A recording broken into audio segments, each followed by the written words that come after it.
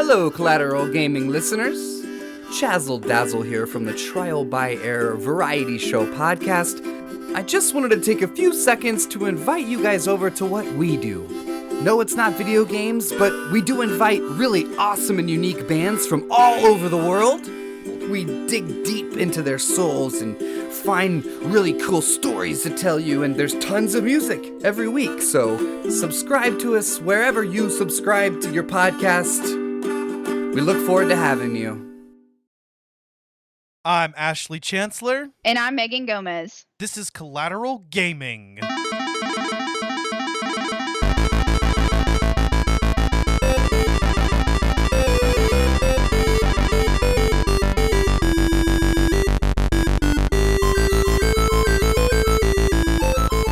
Welcome back, friends, to another episode of Collateral Gaming Podcast, the only gaming podcast that matters.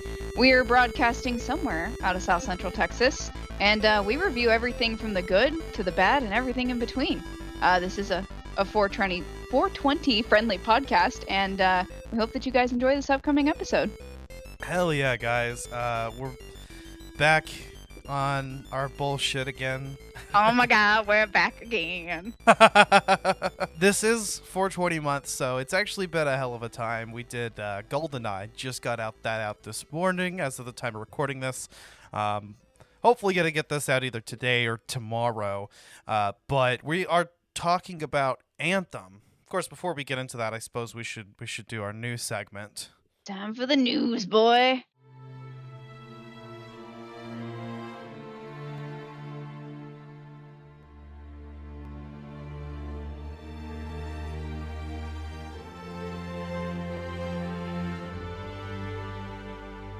So who's going first? I got some juicy stuff going. Go ahead. So friends that like Rocket League, there's going to be a battle royale mode. Don't know exactly how that's going to work. Maybe like damages in Grand Theft Auto or something like that, and you get so much damage you're knocked out. Don't really know how that's going to work, but that is in development. The Steam Deck has continued to be upgraded, but there is still no price. Still not really a release date from what I understand. It's just kind of up in the air. Don't really know what's going on there. I also got some news on Elder Scrolls. The devs said that it's going to keep people playing for 10 years, which Skyrim's been out for a long time. People still playing it. So I'm very interested to see next-gen consoles with my favorite freaking people and another Elder Scrolls. I can't wait to dive back into that universe in a new game. Not just me playing a sneak archer for the 50,000th time. Let me clear my throat for this one. We're getting a Kingdom Hearts 4, boy. Yeah. I'm so freaking excited. I love Kingdom Hearts. That's insane. A good series. And it's Disney, so I mean, come on now. Yeah, so now are we going to get the Encanto characters, or? We don't talk about Bruno. Attack hit. They just sing and dance and blow like bubbles or something. I don't know. Also, so is it, I'm going to ask this now because I've heard it said both ways. Is it Ubisoft or Ubisoft? Always said Ubisoft, but I wouldn't be surprised if it's actually like I've heard Ubisoft and I've heard Ubisoft, so I'm just going to say Ubisoft so I don't get myself wrong. There's going to be a new Rainbow Six. As much as I love Splooge, it's time for it to go. I'm excited for that. I haven't played in a very, very long time because the community got pretty toxic, but that's exciting. And speaking of toxic, we've got the Toxica Novia here. We've got a new COD game coming out, and oh boy, my husband got a new Xbox yesterday, and it took him 3 hours to understand why he could not play Warzone, because he had to download 3 separate games and then download Warzone to be able to play Warzone, even though he's already downloaded the games that have Warzone capability. So that was a thing. So I'm excited to see how much more they're going to fuck this up. Didn't new Modern Warfare 2 get announced? I don't know exactly what it is. I just saw, y'all know that I always watch upcoming games. That's what they said, just new COD coming out Q4. So I saw something about a new Modern Warfare 2, and not to be confused with the Modern Warfare 2 remake they just did, but or remaster. Can they come up with a new fucking name? They put like 4 names and they have to like, this one, yes, Modern Warfare 4, perfect. I'm sorry, I misspoke. The remaster that they just did. Yeah. That's what's different about what's coming out is that it's going to be a remake, or so I heard. I just saw that maybe Okay. today or yesterday. I mean, I guess that makes sense. I would honestly like to see, I know I don't really talk about COD a lot, but I would love to see a sequel or a prequel or something along those lines to Advanced Warfare. That one personally for me had the best storyline, so that would be super fucking cool. Because I mean, the exosuits, the way they just charge out of that building, the end scene, that was a really, really good COD game for me personally. I didn't even really play the multiplayer mode. I just kept playing the story. It was actually a good COD story. It was something I was heavily invested in. I haven't played a lot of COD, but actually, I think what I heard is that when they say Modern Warfare 2, it's not even a remake of Modern Warfare 2. It's a sequel to the Modern Warfare 1 remake. Oh God. So it could actually Fuck. be something completely different, and maybe they won't actually call it Modern Warfare 2 because that would be really confusing. Yeah, Considering it's just already confusing. 3 years ago they did a remaster. Yeah, oh God, my brain already hurts. Like Black Ops 4, you continued all the way from Black Ops 1, Modern Warfare, you got Ghost. Like can we get a new name? Well, Can and we get like COD Delta or COD well, Alpha? we did get Call of Duty World War II, so Yeah, that that's was a true. new That's true. sub IP. Yeah. I mean, something along that genre would be nice. Even if they did World War One, I know a lot of history fans really, really love the series doing something different and doing the World War Two. I personally really loved it because, my grandfather was, a glider pilot during World War Two. So that was something really cool to see integrated into a game. And I love that. It's like Sniper Elite, which by the way, we're getting a 5th game of that. Nice. I can't wait to crack some freaking heads, man. I love that game. You literally just walk around and you're a sniper and you kill people. Fucking Oh, love that shit. nice. Yeah. Yeah, that's kind of what I would be into. I'm very much a sniper type, either sniper or shotgun. We'll talk about that on this episode. I also heard about with Call of Duty that there's not gonna be a game release for 2023. Like they're gonna actually they're gonna have a 2020. They're gonna have a release this year, but they're actually gonna take a break for the first time in. Is it 10, like fucking 15 years? 20 fucking years or some shit? Yeah. Yeah. I mean, that's kind of substantial for Call of Duty franchise, but I mean, with everything coming out, I've heard with these allegations, I mean, it makes sense, restart, rebuild from the ground up, get your teams right, make sure that there's no discrimination, no SA, none of that, and then move forward from there because you can't have a workplace, building a game like that and have the women that are working or people that are trans or anything like that working and constantly fearing that they're going to be SA'd while they're working on a freaking video game. Oh, fuck that. And we're going to have a lot to talk about this episode when it comes to trouble development and not treating your employees Yeah. well. But Y'all know I'm a sucker for EA and BioWare, but oh god. I'm a sucker for certain EA IPs. I'm not a sucker for EA.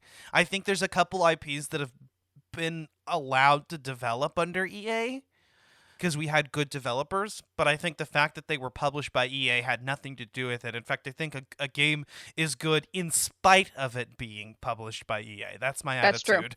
That's true. That's true. We all know this with my bays that are the Asari and all of them people. And they got their hands dirty in the game that we're going to talk about today as well. So God, so dirty. I feel like a redneck sitting in the mud talking about this game. God. Yeah. But any other news? None that I'm aware of. I know you said you had some exciting news to share before we started recording. So whatever you got, my guy, let's go. Exciting, maybe. I mean, we'll see how it pans out. But apparently, PlayStation Sony announced their new PlayStation Plus tiers. They're doing away with PS Now. It's being integrated into the PlayStation Plus service, which we're getting at 3 tiers. Tier 1 is going to be called PlayStation Plus Essentials. It's basically what PlayStation Plus is right now, and you're going to pay the same rate for it. So if you're playing PlayStation Plus but not PlayStation Now, that's the equivalent of that. And so like Live, Xbox Live, like just like the gold. Right, and that's what PlayStation Plus has been, and that's what the first tier of it is going to be. Now, I do believe though. Let me bring it back up so that way I can have the full information here. Yeah, that's it. So you'll get the discounts on games. You'll get the 2 monthly downloadable games that come free with PlayStation Plus, online multiplayer, cloud storage, all that good stuff. You're not losing anything if you decide not to pay more. But if you do decide to upgrade to Extra, that's where you get access to all of their PS5 and PS4 games, not streaming but downloading. And it actually includes not a whole lot of the major exclusive games. Like nothing new and exclusive is going to be on like there. Horizon. But you are going to get games like God of War, Death Stranding, both of the Spider-Man games, Mortal Kombat 11, Returnal, and they're going to add more first-person, third-party games. It's a library of around 400 games to start off with. Okay. Just none of the big boys, none of the new big boys, I should say. I mean, you have God of War, which started out as an exclusive, but it's no longer, so it makes sense. Yeah. That's going to cost $15 a month as opposed to the $10 a month you'd spend on Essential. And if you decide to do it annually, it's $100. That's not bad. I usually pay mine annually, so. Yeah, all three of these plans, by the way, have monthly, 3-month, and year. That's interesting that they didn't integrate a biannual, because a lot of companies do that. Not PlayStation. PlayStation's like, fuck your noise. Sony's not doing that. But they are offering the 3-month subscription if you don't want to do the year, but you don't want to pay per month. And then also finally we have the premium tier. Honestly, in my opinion, they could have just combined the extras and the premium and come up with a price in between those. The 3 tiers feels a little excessive, but I think the reason why they're pushing this is they want you to get the extra. Yeah. But they offer the premium for people that want those. But if you want to know what you're going to get with the premium, this is where, on top of everything that you get with Extra and Essential, you're also going to get access to classic games from the PS3, PS1, PS2 eras, even some PSP games that are available to stream or download. Ooh, okay. Well, the PS3 games, I think, are the ones that they can only stream. But everything else you can stream or download. Well, I mean, that's already a thing, because with PS Now, if you don't have like the CD version or disc version, I don't know why I said CD. God, I'm throwing myself back and showing my age. No, you can download some stuff on PS Now right now. Yeah. But I think even now that doesn't include PS3 games. So I think PlayStation is kind of being. A lot of people are saying that they have the hardware to do it, and they could put in the development and put in the money so that you'd be able to download or even just put in a disc of a PS3 game, but they're just not wanting to do it. Yeah, see, well, so for the PS Now, if I remember correctly, it is streaming, because you do have to be online to do it, because that's how I played Beyond Two Souls the last time. And that's the one thing I'm not really understanding about PlayStation, because when PS3 came out, there were 3,500 units that were backwards compatible. People fucking fought over them. Everybody loved that. Everybody loved that they were able to have, this new technology that could play their old game. And they did it again on the PS4, but only for a few more units. Why do we keep having the same sequence? Why can we not have the backwards capability? The PS5 is at least backwards compatible with PS4 games, but it's like... Yeah. That isn't really worth congratulating. It should have been. That never should have been taken away. But exactly. That's a good marketing ploy. Like, Xbox is like, oh yeah, look at our streaming service. It's like, oh yeah, watch me download this PS2 disc and I'm still able to freaking play it. Like, that's a big, like, you could definitely have a lot of marketing strategy with that. Why keep investing in new consoles when you can buy one console and play them all? Right. And so apparently the PS1 games and the PS2 games will be able to stream or download. The way PS Now works right now, I don't know exactly what the difference is. Some games it lets you stream or download. Some games it only lets you stream. It's not real clear on what is the difference, but from what it sounds like, the premium subscription means that everything within the PS1, PS2, and PSP games you'll be able to stream or download. Obviously, everything on PS4 you'll be able to stream or download, or PS5. So that's good. The only thing that is going to be stream only is going to be PS3. But that makes sense, though. At least you have the option of playing PS3 games, I guess. But that's something we already had on the PS4. And that's something that you're going to be able to maintain access to. And I think they'll be building up the library and making it better. And that's with the premium tier.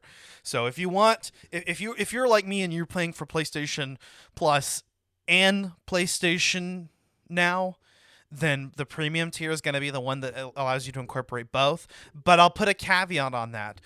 It's only really worth it if you're going to play the PS1, the PS2, the PS3 games.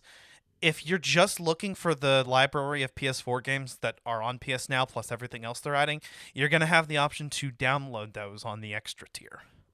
Okay, that makes sense. So the extra tier is really going to be, I think, where most people are going to go. Even people that are paying for both services now, they're not that interested in streaming games. They're just interested in having an access to a library of games, which you still will. And downloading is obviously going to be the better option for most people, Mm-hmm. unless you have really good internet. And, Yeah.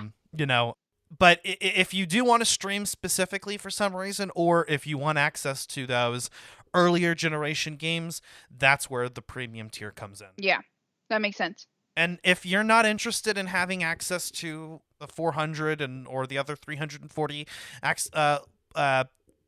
PlayStation games, if you're just happy with what you have access to already, plus what you can get a discount on or what comes free with the PlayStation Plus right now, then no reason to upgrade. Exactly. Yeah, I'm probably just gonna keep the same plan because I'm not playing that much of it. I will probably get the extra tier. I don't know if I'm going to give Sony all the money for the premium tier unless something comes up like on the podcast that we need to do. That's a PS3, PS2, PS1 era game. In the absence of that, I think I probably will go ahead and get the extra tier because it's going to be useful if there's a game from the PS4 or PS5 era coming out that's not an exclusive that happens to be on that download or that's an older exclusive. Yeah, that is one thing that I will say I do appreciate about Xbox. I haven't really been playing my Xbox a lot. I just played it today to play Anthem because that's what I originally downloaded it on. We'll get more to that in a second. And I really appreciate that there's a myriad of games that you can choose because you're not always in the mood for a shooter game. You're not always in the mood for a first person game.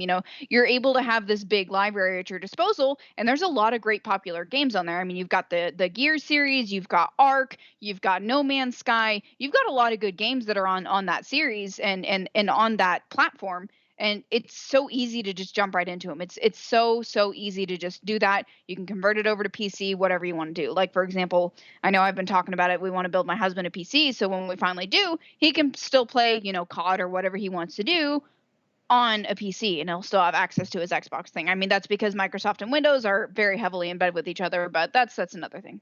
Yeah, I think Sony's taking a step in the right direction. Yes, the what we're getting with these new tiers, we needed to have specifically, Yeah.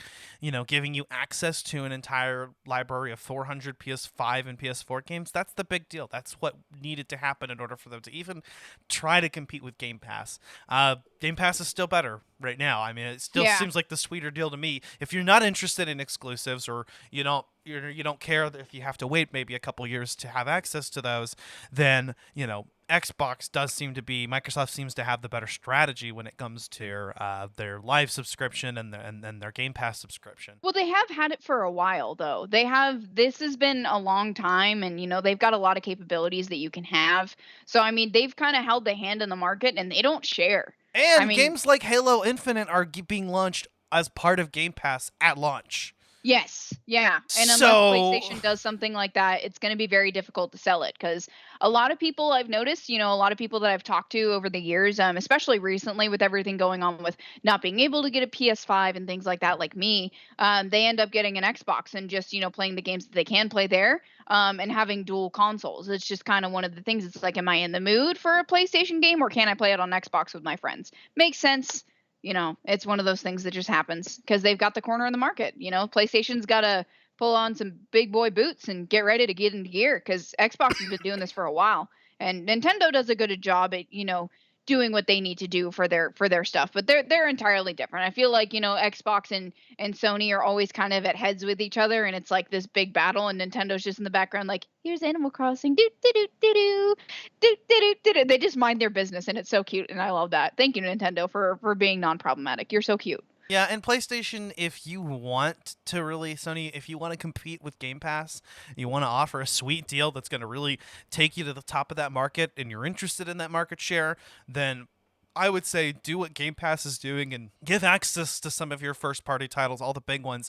Make those a part of the subscription, even if they're the top-tier subscription.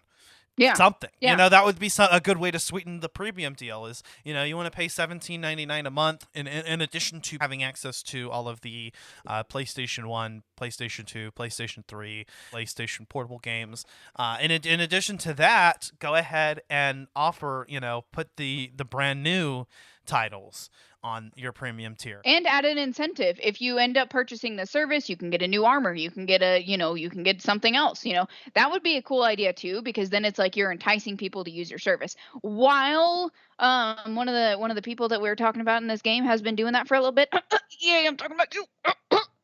They have their EA service with Xbox. So they can entice people by being like, hey, this is part of EA Play. You get to do specific things because you have EA Play. Cool. Dope. That's awesome. I'm definitely going to do this. If you add in more incentive, they're going to want to buy more. Yeah, and the other thing they need to do is go ahead and emulate PS3 games. Just fucking do it.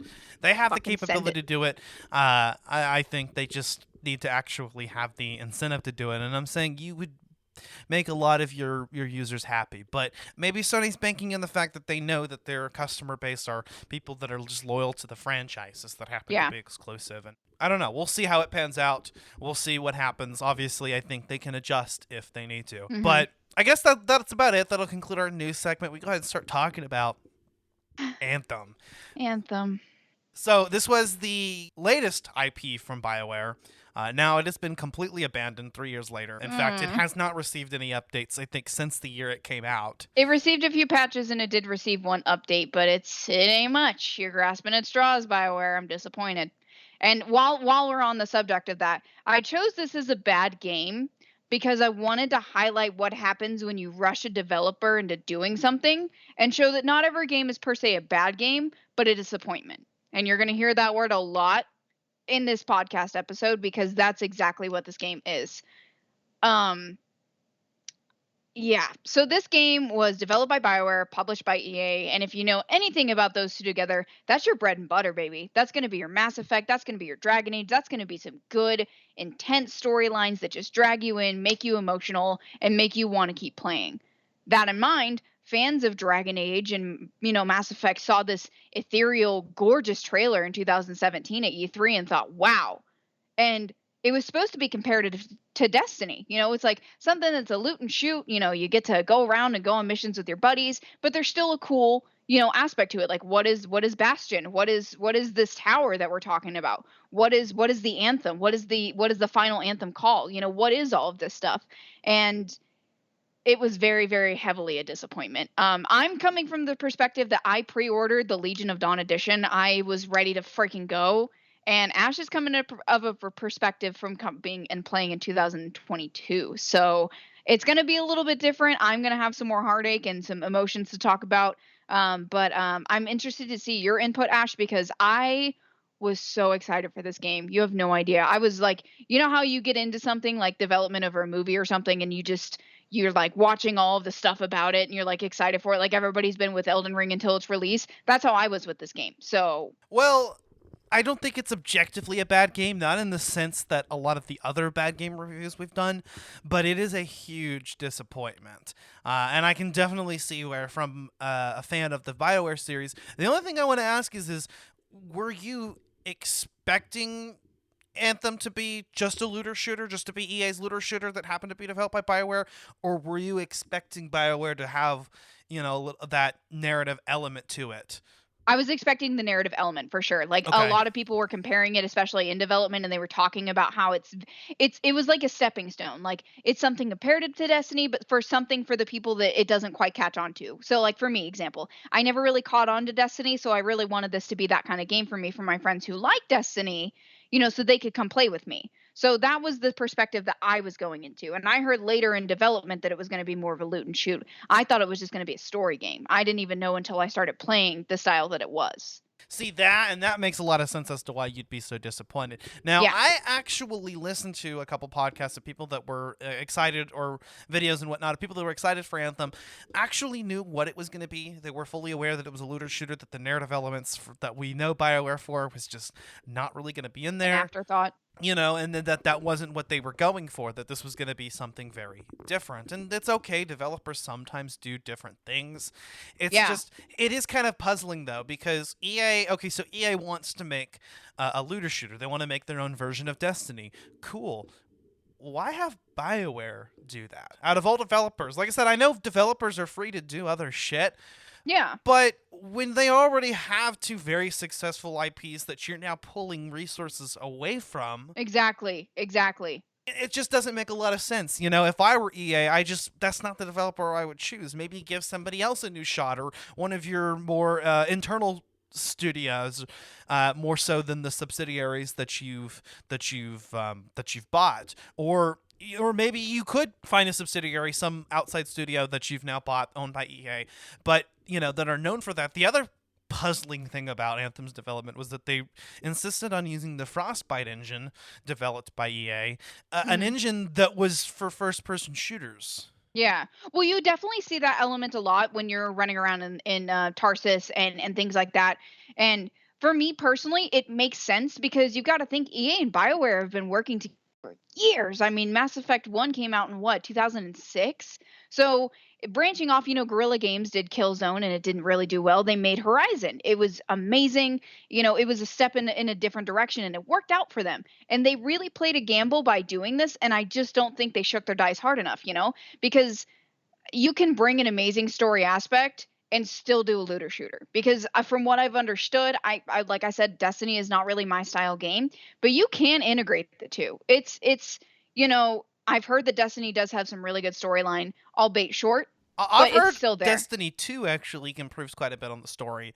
And Exactly. So the story just feels non-existent here. I don't feel like, I don't even understand why I should care about what story is presented to me. There's all this lore and stuff you can pick up and all these characters that are introduced to you that I just don't care about. And I don't feel the BioWare touch in this game. And that's Yeah. so strange for me because, I was expecting, this protagonist that was, going to come in and help everybody. It's very much a BioWare thing to be the one person that saves the world, but I'm all here for it. I will continue to play their style of games like that because I love it. And you go from having 4 dialogue options, all of which could at any point have some kind of major impact on the story, to 2 dialogue options that don't really have any much impact at all, and it's all in Fort Tarsus. Exactly. It's all in Tarsus. Like Yeah. there is, and that's the one thing that really bothers me because this game, the soundtrack was developed by freaking Sarah Schachner. And that's the one who did Assassin's Creed Origins. She did freaking Assassin's Creed Valhalla. She did, so many amazing games. She did the Lazarus Effect. I don't know if you've ever seen that movie, but the soundtrack is eerie. It's haunting. The soundtrack is fine. The graphics are great. Hell, even just the moment-to-moment gameplay, fighting with enemies, being in the middle of a combat wave, is fun, although it doesn't last very long. But it's fun from moment to moment. And to give them credit for using an engine that wasn't designed for this, the third-person flying mechanics work pretty well. There's the controls get occasionally kind of, I don't want to say janky, but they occasionally They're just a little don't glitchy. Yeah. don't jive as well as I'd like them to, but it's fine. I think Anthem is at its best when you're free playing. Yeah. Well, no, the point that I was making there was, when you're running through Tarsus, Yeah. there's no fucking music. Oh. Where's the fucking music? I don't care if it's fucking elevator lobby music. There's none. Yeah, And that no, is you're right. not normal. You're normally, you walk into different areas in Dragon Age or in Mass Effect, you're going to hear a certain moment, or if you're far enough in the storyline, you're going to hear specific music when you enter an area. There's nothing. It's just people chattering in the background. It's like it was a forethought. And that's just kind of strange for me. Like, why am I going to run around talking to all these people in Tarsus and run in fucking silence? I understand that you're playing this game a lot with friends or, whatever. But even in Destiny, there's fucking what I call lobby music. There ain't nothing. I'm like, where the fuck is it? And the soundtrack, it is amazing. It's beautiful. The haunting, throaty voices and, just make it seem very, I don't want to say medieval. I don't really know the word that I'm looking for, but it's that era, but it's like electronic and there's other influences in there as well. And I will agree with you, Ash. I really like the combat style in this game. It's very unique. I mained a Storm. I capped at level 30 very quickly. And I really love that you can fly around, you can shoot elemental lobs, but you can also, shoot fucking guns. And it was a really cool concept. I really loved, like I said, I pre-ordered this game. I unfortunately could not get in, even though I pre-ordered it for the pre-order day or initial release date. The lobbies were so full I could never load in. Oh, So that's my terrible. buddies were already like level 10 and I'm sitting here loading in at level 0 like what the fuck am I doing? So my friends like guided me through the whole game. Shout out to Reg and Brandis. But it was initially very fun and I thought there was going to be more to it because Going through the grind, that happens with games. There's games that are like that, and they reward you heavily for it. And the loot can be kind of interesting, but I didn't really feel a delve into more. It just kind of felt, more of the loot and shoot instead of the BioWare aspect. The I loot's wanted, not even good. It's all just the same shit. yeah, yeah, The gods vanished and left our world in chaos, creating, altering, destroying. The Anthem is all that remains.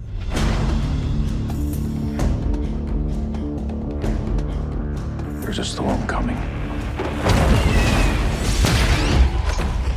These walls can't protect us forever.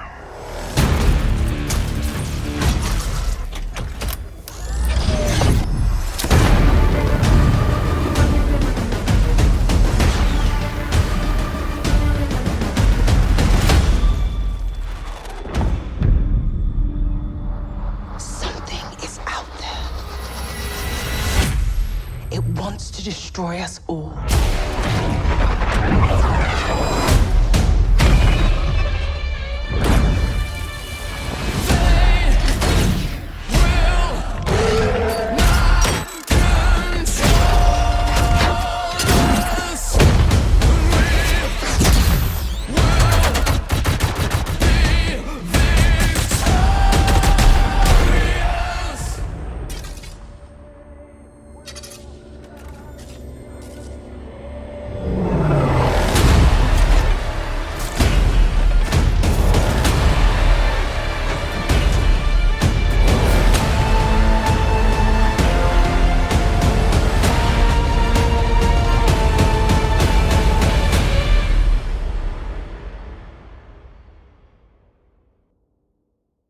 I mean, early on, whenever you're unlocking pieces of loot and you haven't unlocked something yet, but I've heard that Yeah. that doesn't change. You get later in the game, it's the same fucking loot. So it doesn't even really do well as a looter shooter. Oh my god, the fucking loading screens.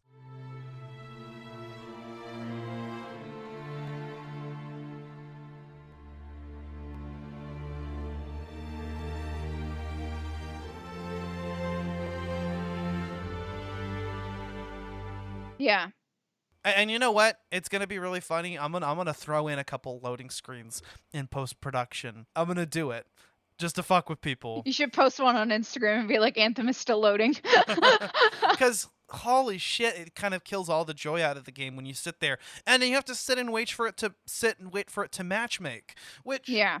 depending on the time of day, and surprisingly in 2022 this game is fairly active. You'll find 2 or 3 other players to join you on story missions, or I think strongholds and stuff. I haven't Yeah. even tried any of that stuff yet, but you'll find people, but you have to sit and wait. And so just now before recording, I went ahead and set myself to private because I didn't want to have to sit and wait. Why couldn't they have achieved doing matchmaking while you're in the loading screen? Here's a good idea. Why can't you interact with your gear or your loadout during the loading? Oh my god, that shit and that's one thing that I did watch a review, and I do resonate heavily with that point. It makes experimentation not fun. Because in other games it's like, okay, I'm going to choose this for my loadout. Holy shit, that doesn't work. We're going to try something different that's still in my inventory. You cannot do that with Anthem. You just pick up the loot and you keep fucking going. How is experimentation and refining your taste, how is that going to change, whenever you can't even touch your loadout? You can't change any of your aspects. I'm going towards this enemy. Like, for example, we've been talking about Horizon. We talked about that in the last 2 episodes. If I know I'm going to go fight, for example, a Thunderjaw that, I've scouted out the area and I see that it's going to have an acid, weakness, I'm going to go load up all my weapons with acid and go fight it. You can't do that in this game. And there are enemies that are elemental specific, especially with me maining a storm. I need to know what elements to use to back up my teammates because I'm the sniper from the background if you're a storm. You're not a Colossus, you're not a ranger, you do not fight in the front. So, that was something that was heavily disappointing for me, especially with my friends. My friends are like, try this gun, because they're Rangers and Colossus, and it's entirely different for me as a Storm. And that's, the way that the loadout plays. It's like you want to have one of everything, especially going into, the big story moments. You really want to have that strong presence of having one of everything so you can really defeat these big enemies. And while the enemies do get more fun towards the end of the game, especially end game, those Titans are really, really awesome. It just didn't feel very good at all. Like, the game can be fun and free play. You get to fly around, you get to fucking skid through water, you get to swim underwater, you get to fight some shit. But that's really the only redeeming quality of this game for me. Like, that would be the only reason I'd pick it up again, is if one of my friends was like, "Hey, you want to go and do a throwback and play some fucking Anthem?" I'd be like, "Yeah, sure, why not?"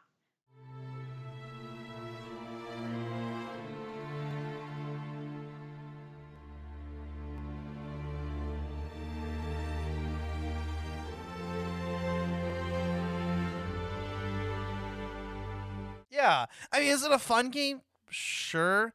I mean, I Kinda. got bored after a while, but you can get a mild amount of enjoyment here, maybe a couple of hours at a time. But would I recommend that you go and buy this? No. Hell No. no. It's No. just not worth it. It's like there's so little. And what's funny is this game feels so unfinished. It does. It feels like they stopped the story halfway, honestly. Well, Even when you finish the game, it's like you can choose the dialogue option, like, for example, in the end of the game with the mechanic, and you can hash out the problem that you two have, and then he's still mad at you in the main dialogue going towards the end of the game. It's like, what the fuck are we doing? We were just cool 10 minutes ago. this game was not met with very good reception because, one, it didn't feel finished or polished in any way, and two, it was missing a lot of content. Now, the lack of content would have been forgivable if they would have quickly jumped on adding more content, but it was unpolished at launch. But okay, let's say you had a troubled launch, your publisher forced deadlines on you, but this is a games as a service title. You can update it, you can patch it, you can give this game new life. And Exactly. so, all they had to do was start getting on that shit right away. Patch everything, make it a good, and then immediately start hopping on and adding more content. 4 character classes to start out with, 4 javelins to play with, doesn't seem like a lot. It would have been forgivable at launch if they would have quickly started adding more, Or but even now, subclasses. yeah, and you just don't have any of that. I mean, you have different weapon types, I suppose, and you can start adding more abilities and skills onto your javelin. You can kind of customize it, and supposedly any character class can sort of be tailored to the way that you want to play, but It can. I don't even feel really a lot of motivation to do that. I mean, I chose I the don't, yeah. Storm Javelin. I haven't even played enough to unlock an extra, and I'm curious to see how the other types play, but there's enough information within the menus for me to kind of get an idea of it. Yeah.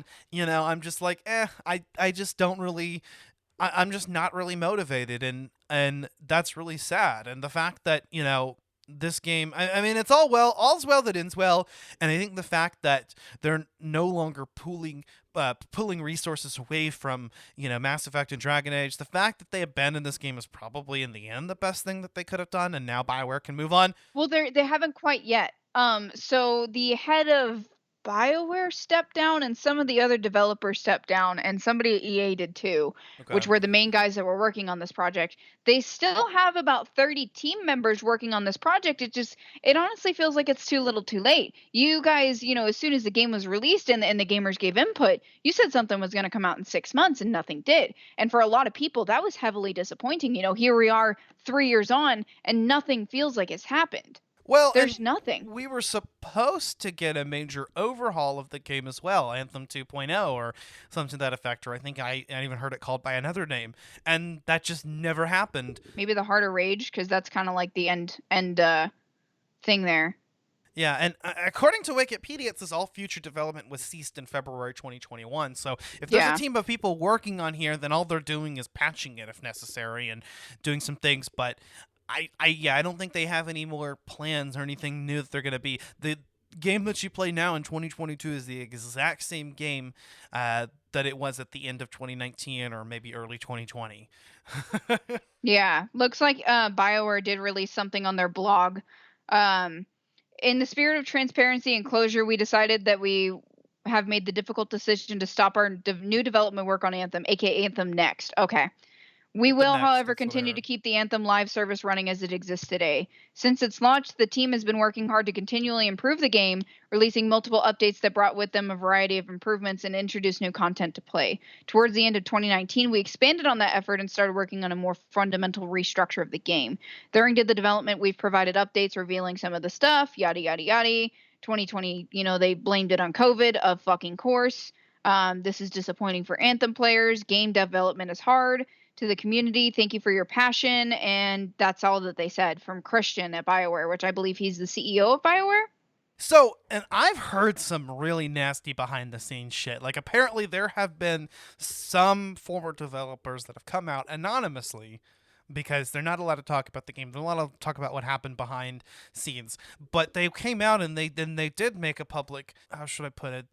They put to light a lot of the issues that occurred during development.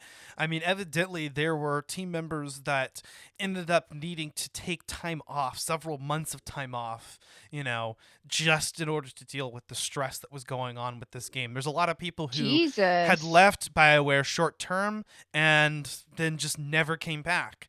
And there's and of course even some of the lead developers that have been on since previous Mass Effect or Dragon Age games have now left the company. And so it apparently there was a public list of grievances and things that came out, albeit anonymously. And BioWare sort of just had this immediate response that was they crafted way too quickly to have actually listened to anything that just came across as very tone deaf. And, it just goes to show, this is exactly, like you said, I think this is good to talk about because this is what happens when you crunch your developers. This is what happens when publishers enforce deadlines on developers, and this is the shitty side of the industry. And Yeah. I respect a lot of what BioWare has produced as a company, but if all of this shit has been going on back doors, then fuck that. Yeah, because I personally I love BioWare. They've done some amazing titles for me personally. They've done a lot to my life personally. There's a lot of BioWare content that I love, and they're so passionate about a lot of their fans and stuff. They really do try to listen to them. With BioWare being the major developer for Mass Effect, of course, there was a lot of things that they did put into input, and there was a developer that was on I believe a Twitch stream or something like that was talking to fans of Mass Effect about what they want in the Legendary Edition. And so it became so. That's amazing. That's something that you want to see from a developer. It's not just we're buying your product. It's we're investing our life and time into this product. We're Right. investing a lot of our, consciousness into thinking about this game and thinking about what we want to do. We want to see input back. Humans are creatures of contact and communication. So when someone big like that does something, it does say a lot. So to hear something like that, it is pretty thoroughly disappointing for me. And I really hope that BioWare has learned from this experience because it's very hard for me as a fan of them to hear something like that. And it's rough that there was deadlines from them because there was deadlines for Elden Ring. They were never pushed that hard. There was big changes that were needed to be made to Horizon. Having to become, PS4 capable just because, there was no way they were going to get enough PS5s out in time. No one ever questioned it. If you're a real true fan of it, you're going to wait. We could have waited another 2 years, with COVID and everything happening. If it started going on and things got halted during COVID, no one would have been upset. Elder Scrolls has been put back so many years because of all of this shit that's been going on in the world, and no one's ever been upset with them. We're still happy with the games that we play. Put out stuff for the games that we still play. I mean, people have complained, but I know that by the time that we get a finished product, people are going to be satisfied and they're going to say, I'm glad that we waited for it. It was worth the wait. Mm-hmm. And that's something that, first of all, I mean, this is pre-Cyberpunk, right? This happened with Anthem, and Anthem still managed to kind of, EA and BioWare still managed to keep their shit together and, kind of, I guess they pulled out of the game early enough that they hadn't put enough resources into it, that it wasn't as disastrous of a failure as it could have been. But, it was just a growing symptom. I mean, we should have seen it back then with what happened with Anthem, and now look what happened with Cyberpunk. And hopefully these experiences are enough to show companies that you can't rush a product and you have to treat your employees well. Unfortunately, I hate to say this, but I hope this scars the industry into understanding that these games like this is the reason why you can't push. Well, and sometimes that's the only way to send a clear message is the game has to fail. Yeah. I think that was a grievance that I heard about the BioWare developers, is that they said that they were hoping that Dragon Age Inquisition was going to fail because of all the shit that was going on. That's so sad. Because that's the only way the message is going to get out. Yeah. By the way, this information is, I heard it on another podcast I was listening to, What's Good Games. They have a pretty good episode actually talking about a lot of the development shit that happened Yeah.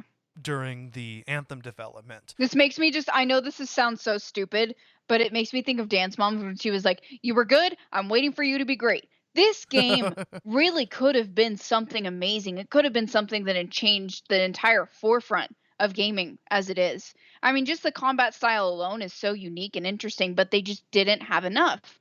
It honestly feels like we have half of a game here. And I just, God, it really hurt me personally because like I not only pre-ordered this game, I hyped all my buddies up to play it, ordered the Legion of Dawn edition, and I specifically got this fucking game because BioWare said that they were going to have a special armor for N7. And that's fucked up to do because you know that fans were waiting for the Legendary Edition of Mass Effect. And after Andromeda, with all the issues that it had, which, by the way, has been completely fixed. Thank you, BioWare, for that, because Andromeda actually ended up being a beautiful game, and I thoroughly enjoyed it. But to do that to fans of another series and have Easter eggs from Dragon Age in it and just not finish a game, like, that's really fucked of the people to just do that and, you know, be like, oh, well, it's got to get out, so you better fucking send it. It's like, you're disappointing your fans. You're disappointing people who could have been fans of the franchise. Like, damn, if Anthem is this good, why don't we play Mass Effect? There's going to be a Legendary Edition coming out in 2021. They had released the information by then. And supposedly this was actually being co-developed by a separate team around the time that Mass Effect Andromeda was still during development. So they didn't even have time to learn from the mistakes that happened there. And so, you know, you're coming full force into this game that, you know, honestly, EA should have just taken a step back and said, you know, or BioWare, we need you to, you know, complete the product. We're going to give you more time. You know, at least another year of release would have probably done wonders. And the game may have not been a failure, but we didn't get that. Or at least another 6 months of development, something. Yeah. I mean, I watched a guy who played the beta and he was like, okay, I think that this needs to happen. This needs to happen. You've told me these elements of the game. I need more. He told them that. And this guy came back and played in 2021. And he was like, the exact words, and I quote, were, "This feels like a child that I have to go back and check on every once in a while." And that's not how you want to feel about a game. You know, like, for example, God of War is coming out later, Q4 2022. I will definitely go back and play that game again. And you can continue to play after you finish the game. And it's so much fun. You know, like in this one, it has an online aspect. You know, there could have been so much that was done in the meantime. You know, offer, you could have gone the direction of Battle Royale. You know, there's supposed to be a player versus player. You know, you could have done different online missions or, you know, something like that. Or, you know, like Easter egg hunts or something. You know, they could have done so much and they just didn't. They just gave up. And it makes sense now hearing what, you know, has happened during development and post-development. And that's thoroughly disappointing. For a fan of EA and BioWare being together and seeing what they've made, I really, really wish that they would have given more time to this game. I agree. And it, you know, it sucks too because at first you hear, okay, BioWare's making a new game. It's nothing like what they've made before, but hey. It's like, wow, yeah. It's a looter shooter that you can fly around like Iron Man, and we have a studio that we know makes good stuff. Okay. I can get behind this. They hype everybody up. They say, no, Anthem's going to be good. You're going to like it. And then they release it, and it has a myriad of problems that they don't even try to fix, or they barely try, and then they give up. And that's really sad. I feel bad for anybody that had to drop $60 on this game at launch. I dropped 80. Doesn't feel like they got their money's worth out of it. I don't think anybody felt that way. No. And I feel so bad for, you know, people like me who watched the E3 in 2017 and thought, wow, this is amazing. This is going to be something cool. Because, you know, as a gamer, you want to see cool, newest, interesting things from your developers. If you're a huge fan of a certain developer, like, you know, Dark Souls fans waited forever for Elden Ring, and look at the payoff that it's had. It's massive, and we wanted something like that. What sucks is that you did have a few defenders of this game, people who came out and said, hey, this game, I acknowledge it has a few problems, but I like it. It's fun. This is something I'm into. And even those people ended up having to give up hope. And once they realized that they weren't getting new content, nothing new was coming for this game. And so it was just kind of a lose situation for everybody. BioWare lost, EA lost, the players lost, Yeah. fans of BioWare's previous works lost, people that were coming in new or people that were fans of looter shooters. It's just that you have another game that was similar to this at the time, which was Destiny, and you might as well just play that. Yeah, Or exactly. Warzone, or no, sorry, not Warzone, Warframe. That's what I'm thinking of. Yeah. Yeah, no, there's a lot of elements that could have been done, and there was a lot of things that could have been done, and I'm actually disappointed to hear that they did stop development, because I think with just a little bit more time, love, and tenderness, this game could make a comeback and be really good. And I'm really, really sad that we didn't get to see what BioWare was capable of, with especially reintegrating an entire engine to make it your fucking own. That's amazing.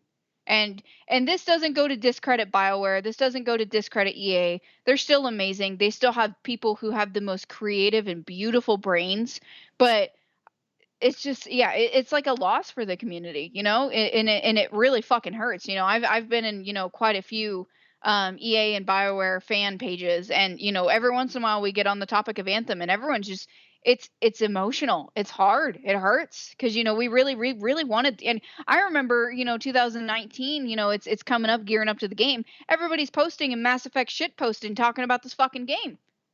Everybody was into it. The whole world was into this game. It was like the horizon of its time. Something different. Let's fucking go. Okay. And it didn't deliver.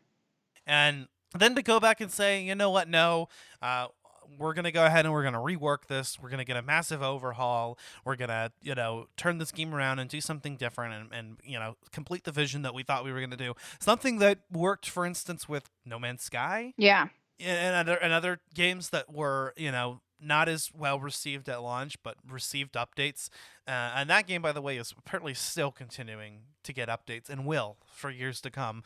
Yeah. But with Anthem, they were gonna do a turnaround, and I think a lot of people would have given them a chance. I think anybody that had dropped money on this game at launch was gonna continue to play, and maybe even put some more money into it to see, I've already invested something. Let's, if I have to invest a little bit more, I'd rather that than everything I put in go to waste.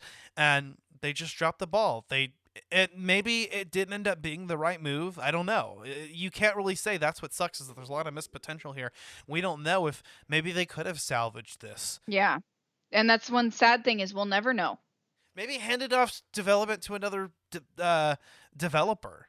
And Yeah. And have BioWare just continue focusing on Mass Effect and Dragon Age, and thankfully that's what they're doing now. We're gonna get a new Mass Effect game, and we got the Legendary Edition. So, like I said, all's well that ends well. But it's just, I feel bad for people that that purchased this, that were looking forward to this, and were disappointed. It's a huge disappointment, I think, for the gaming community. And even as somebody who's coming into and playing this game for the first time in 2022, I just had a huge lack of interest. Yeah. There's not a lot. There's not a lot there. The only thing that brought me back was the nostalgia of playing with my friends, and I only have one friend that's located in the UK that still plays it occasionally, and that's just because he really liked the element. He's like, I'm gonna go play some Iron Man Simulator, and that's like our code word for Anthem. And he's the only person that I know that plays it, and I know multiple gamers, and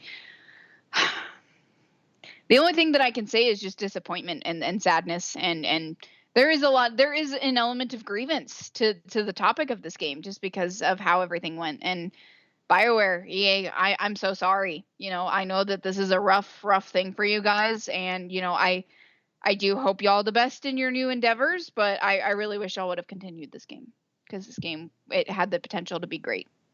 It did. So I guess that sort of wraps up our final thoughts on this. I mean, anything else to add?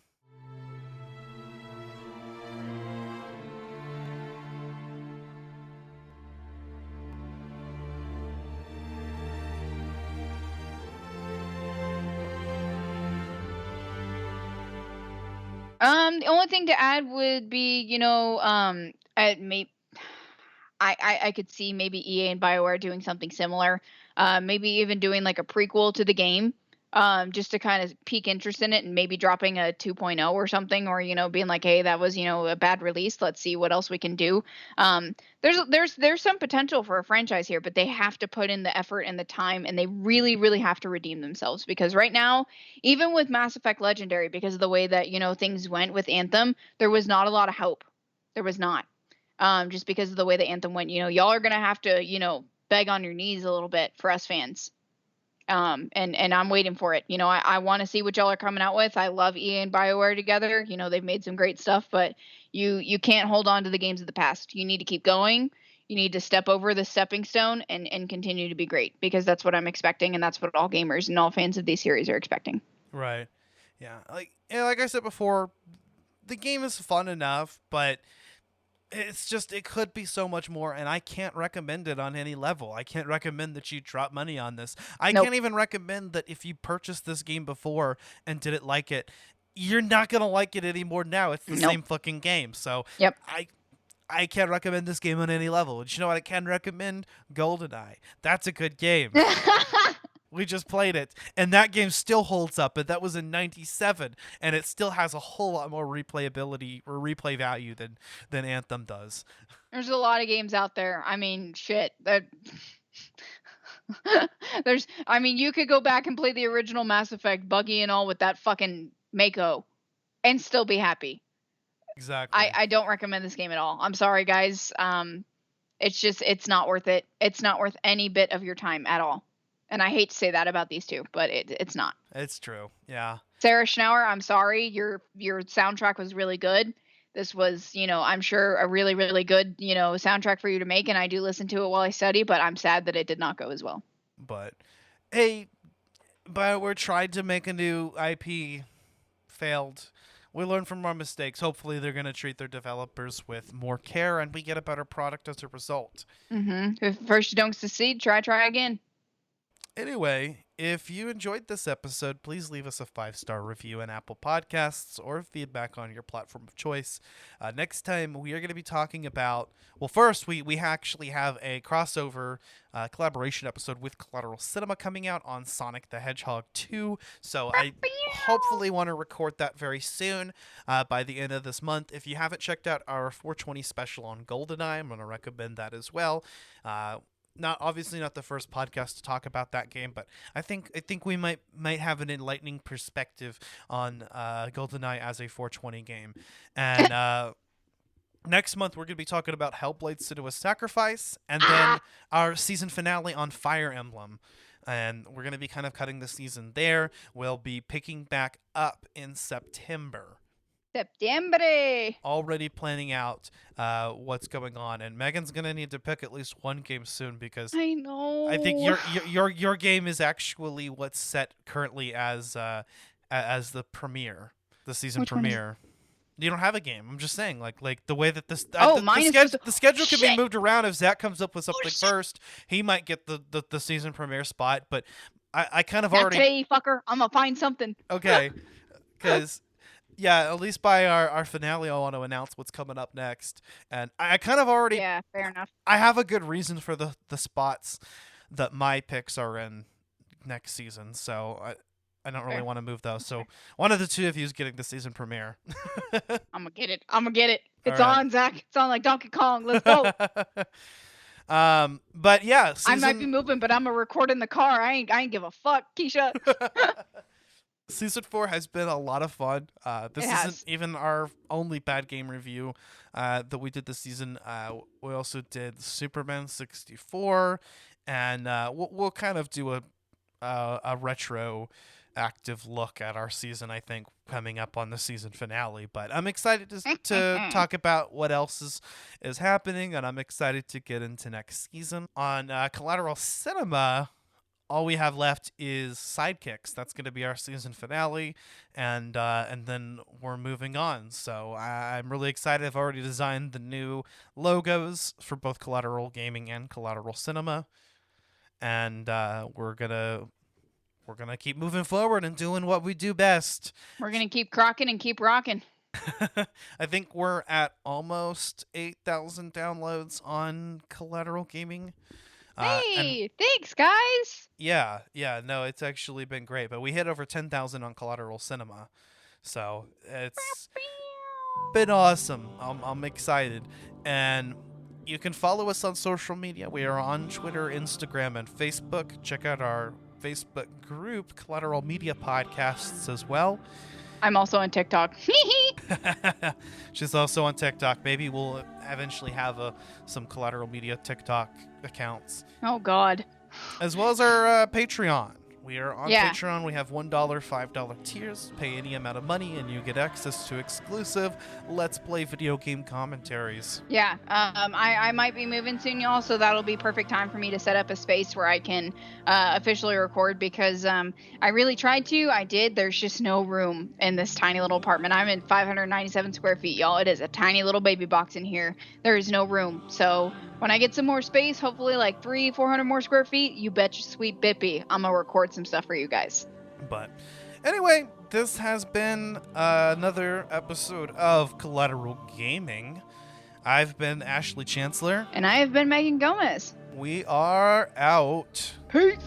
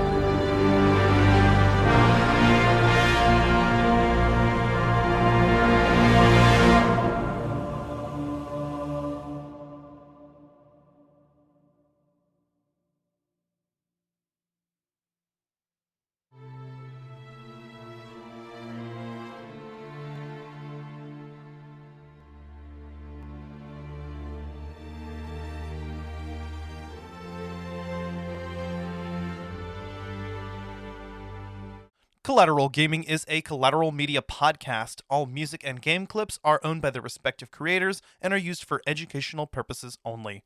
Please don't sue us. We're poor.